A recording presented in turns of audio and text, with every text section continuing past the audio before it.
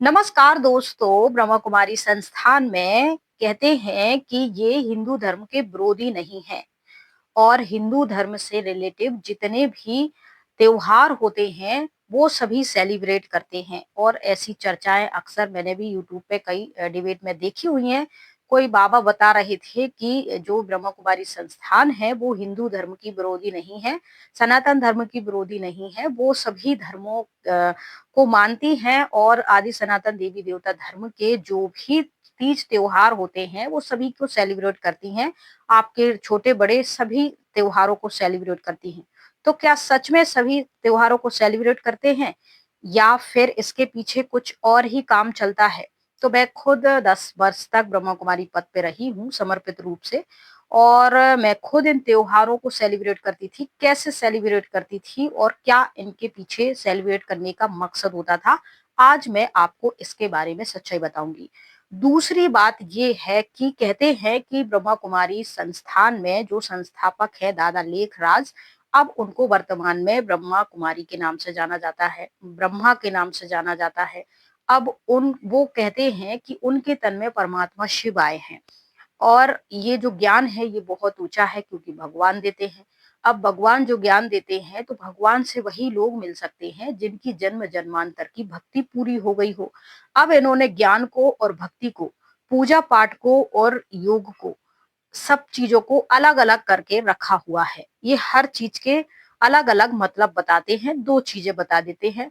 जैसे शिव शंकर को अलग बता देते हैं, शिवरात्रि को अलग बताते हैं, शिव जयंती शिवरात्रि का ये अलग बताते हैं और भक्ति को अलग जोड़ते हैं और ध्यान को अलग करते हैं। कहते हैं कि भक्ति जो होती है पूजा पाठ, जल चढ़ाना, व्रत करना, प्रसाद चढ़ाना और भोग लगाना, तीज त्योहार मनाना, नमस्ते करना या पोथी पत्र पढ़ना, ये सब भक्ति है। और जब इंसान की ये पूरी भक्ति कंप्लीट हो जाती है तब जाके परमात्मा यानी शिव से वो मिल पाता है। अब शिव से ही क्यों मिलना है? क्योंकि भगवान तो हम कहते हैं गीता के भगवान श्री कृष्ण हैं, लेकिन ब्रह्मा कुमारी में बताया जाता है कि गीता के भगवान शिव हैं। और ये नारे भी हम भी ये नारे लगाते थे कि शिव है गीता का भगवान, सब सत्यों में सत्य महान, सब तीर्थों में तीर्थ महान, माउंट आबू।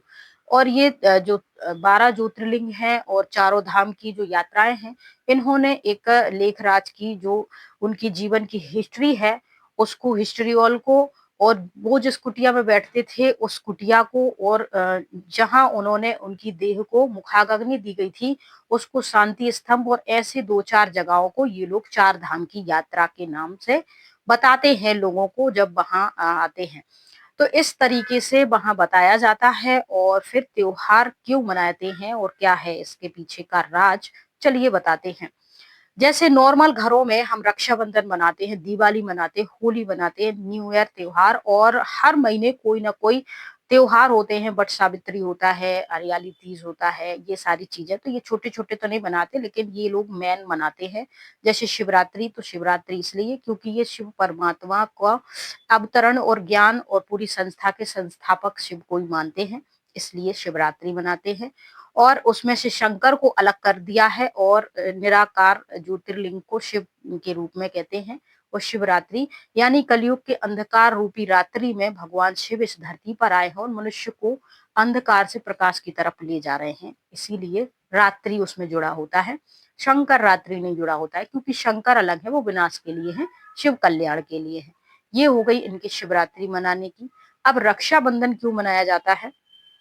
रक्षा यानी रक्षाबंधन इसलिए क्योंकि ये सभी को भाई बहन की दृष्टि से देखते हैं, यानी शरीर रूपी जो महिलाएं हैं वो बहनें हैं और शरीर रूपी जो पुरुष है वो भाई है और आत्मा रूप में सब भाई हैं सभी धर्मों के, इस तरीके का ये कथन होता है। तो रक्षाबंधन भाई बहन का पवित्र त्योहार होता है, इसीलिए ये मनाते हैं, सबको राखी बांधते हैं। तो दिवाली क्यों मनाते, कहते भगवान अंधकार में जो हम कहते हैं श्री राम अपने 14 वर्ष का वनवास पूरा करके और रावण का वध करके अपने आए थे वापस अयोध्या में, इसीलिए खुशी के मारे कि हमारे राजा राम आए हैं, हमारे भगवान आए हैं, हमारे इसमें असत्य पे सत्य की जीत के पूर्व में हम दिवाली मनाते, घर घर साफ सुथरा करते कि राजा आ रहे हैं हमारे। तो इस तरीके से और इनका क्या कहना होता है, शिव आए हैं और हमारे मन के अंदर जो होता है अंधकार भरा हुआ है उसको बिठाते हैं, तो आत्मा का जोत जलाना है। तो हम क्या करते, साफ सफाई ये भी करते हैं, साफ सफाई हम भी करते हैं, हम दिया जलाते हैं, लक्ष्मी जी की पूजा करते हैं और ये खुद को ही लक्ष्मी समझते हैं। अब ये हम ऐसी लक्ष्मियां होती हैं ब्रह्मा कुमारी, जो हमें दूसरों से धन मांगना पड़ता है, और दुनिया की जो फोटो की में जो मूर्तियां लक्ष्मी की होती हैं, हम उनसे धन मांगते हैं। तो लोग कहते हैं, इस ये कहते हैं कि देवी देवताओं से या उनकी मूर्तियों से धन क्यों मांगते हो, मूर्तियों को तो ये मानते नहीं। दूसरी बात, हम 56 भोग बनाते हैं, देवी देवताओं को बड़ी शुद्धता से लगाते हैं और रखते हैं। तो ये लोग उनको नमस्ते नहीं करते, मंदिर में जाके घंटी नहीं बजाते, व्रत नहीं करते हैं और व्रत पूजन नहीं करते हैं, भोग ऐसा नहीं लगाते। ये भोग भी लगाते हैं, थाली में सभी चीजें तो रखते हैं, लेकिन वो ध्यान में ये सब फील करते हैं कि हम भगवान शिव को ये सारी चीजें दे रहे हैं। ये चीजें होती हैं।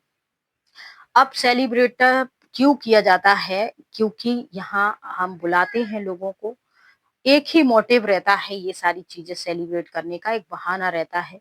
क्योंकि ये त्योहार जो होते हैं हिंदुओं की भावनाओं से जुड़े होते हैं, भक्ति से जुड़े होते हैं, उनके पीछे कोई ना कोई हिस्ट्री होती है।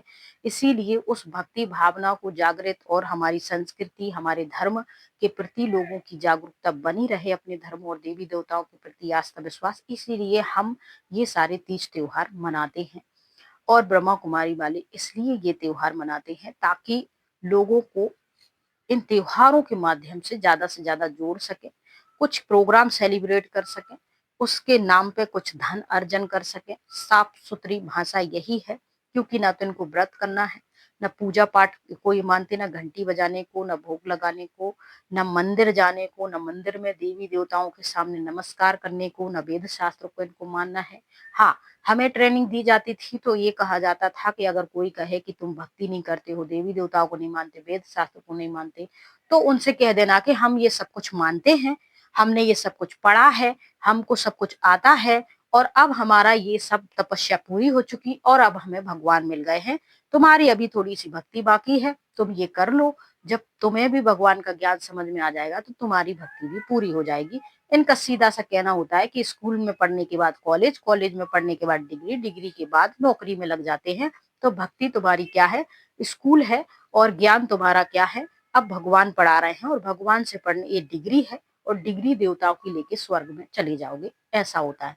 अब रक्षाबंधन बनाते हैं, तो रक्षाबंधन में भी वीआईपीओ को या तो सेंटर बुलाती है या उनके घर जाते, तो किसी ना किसी इनका एक रहता है कि चलो रक्षाबंधन आ गया है तो हम जो भी नगर सेठ हैं, जो भी नगर के जाने माने चेहरे हैं, उनसे हम मिलें, उनको राखी बांधें और उनसे मुलाकात हो और हमारा नेटवर्क ज्यादा से ज्यादा बने।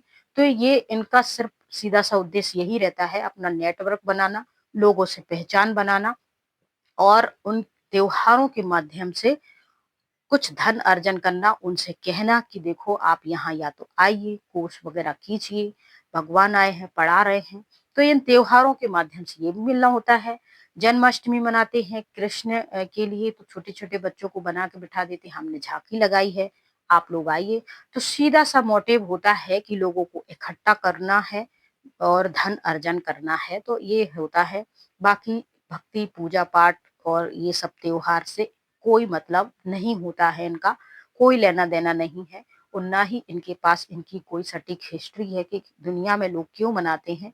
ये तो सिर्फ इसलिए मनाते हैं क्योंकि इन्हें इस त्योहारों के माध्यम से लोगों को जोड़ने का एक जरिया मिल जाता है, मौका मिल जाता है उनके पास जाने का, उन्हें आमंत्रित करने का, अपने पास बुलाने का। शिवरात्रि पे आइए आप, हम प्रोग्राम रखते हैं, आप जन्माष्टमी पे आइए, हम राधा कृष्ण की झांकी लगाते हैं, अब नवरात्रि में आइए, हमने नव देवियों की झांकी बिठाई हुई है। अब दिवाली पे आइए, दिवाली का ऐसा विशेष नहीं रहता है, भाई दूज का मना लेते हैं तो टीका लगा देते हैं उसमें। दिवाली ये लोग नहीं मनाते हैं इतना, घर सजा लेते, साफ सुथरा करते, लेकिन इसमें ऐसा नहीं कर सकते कि दिवाली है तो आइए लक्ष्मी पूजन मिलके करेंगे। उसमें तो सब लोग अपने अपने घरों में ही करेंगे।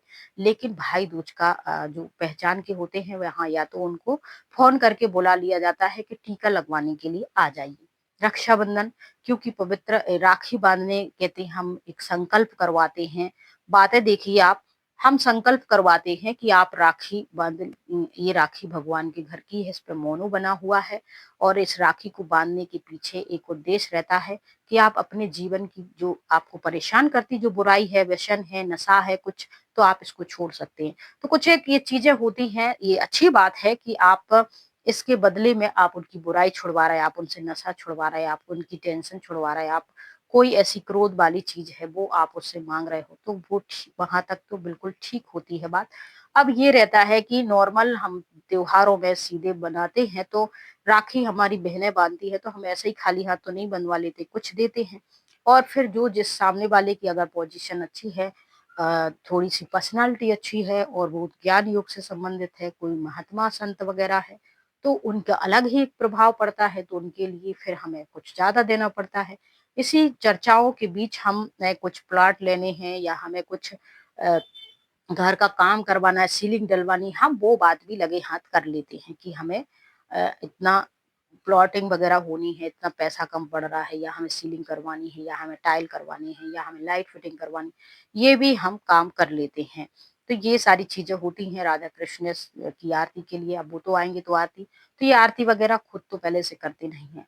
मंदिरों में भी जाते थे, फिर क्या हुआ शुरू-शुरू में कि लोगों ने ऑब्जेक्शन उठाना शुरू कर दिया कि ये जो आते हैं यहाँ मंदिर में पाँव नहीं पड़ते, तो हम लोगों को ट्रेनिंग में बताया जाता था कि आप लोग कहीं घूमने के लिए मंदिर वगैरह जाते हैं तो वहाँ पाँव पड़ लिया करो। और वहाँ कहते हैं कि वहाँ दान में नहीं डालना है, पेटी में कभी ये लोग ₹10 ₹5 कहीं कुछ नहीं डालते और अपना भंडारी हर जगह लगा के रखते हैं। अब तो ये चलन है कि आप जो छोटे-छोटे कमरे भी अलग-अलग से कई कमरे बना रखे हैं, यहाँ ध्यान करो, यहाँ ध्यान करो। हर किसी ने आप माउंट आबू जाओगे, वहाँ जो भी हेड भाई रहते हैं, बहनें रहती हैं, उनके पर्सनल रूम तो हैं। अब एक मेडिटेशन रूम भी है, लेकिन उनके रूम के पास भी सट के दरवाजे के पास एक बाबा का कमरा वो लोग बनाते हैं और जो भी भाई-बहन मिलने वाले उनको दिखाते हैं बाबा का कमरा और उसमें भी भंडारी। अब तुमने अपने पर्सनल मेडिटेशन के लिए कमरे बना के रखे हुए हैं, तो वहाँ भंडारी की क्या ज़रूरत है? किचन में तो भाई भंडारी ले लो, क्लासरूम में तो भाई भंडारी ले लो, हर जगह आप माउंट आबू में देखिए और पर्सनल उनकी रूम के पास भी है। तो तुमने मेडिटेशन के लिए बनाया तो उसमें में डोनेशन बॉक्स का क्या काम है? लेकिन है। हम भी जाते थे, बहन जी मिलिए देखिए मैंने बाबा का कमरा बनवाया। अरे बाबा के एक ही रहने दीजिए ना, हम सब एक हैं और यहाँ हम सब संगठित रूप में अकेले-अकेले सिंगल करना है तो वो तो हम अपने घर में ही कर लेते थे, यहाँ आने की क्या ज़रूरत है? तो इस तरीके से लोगों ज़्यादा से ज़्यादा कनेक्शन हमारा बनाना होता है, हम अपनी संस्था का ज़्यादा से ज़्यादा प्रचार करना होता है। इसी बीच हम त्योहारों के माध्यम से ज़्यादा वीआईपीस, नामदार कुछ राजनीतिक लोगों से भी जुड़ाव बना लेते हैं और इसी बीच हम कुछ धन अर्जन भी कर लेते हैं। ये सारी चीज़ें रहती हैं। बाकी कोई इतनी इनके ये नहीं है कि हम कोई भावनाओं के साथ इन त्योहारों को ये रिस्पेक्ट दे रहे हैं या मना रहे हैं। अब इसमें भी कोई कई टीका-टिप्पणी करेंगे तो मैं पहले ही बता देती हूँ कि मैं जब यहाँ सेंटर पे रहती थी और मैंने जो देखा, जो महसूस किया और जो मैंने खुद किया त्योहारों के लिए, वही सारा कुछ एक्सपीरियंस मैंने यहाँ शेयर किया है। बाकी कोई अलग से मिर्च मसाला यहाँ नहीं लगाया है, तो कृपा करके अपने मन की भावनाओं को कंट्रोल में रखते हुए कमेंट कर सकते हैं।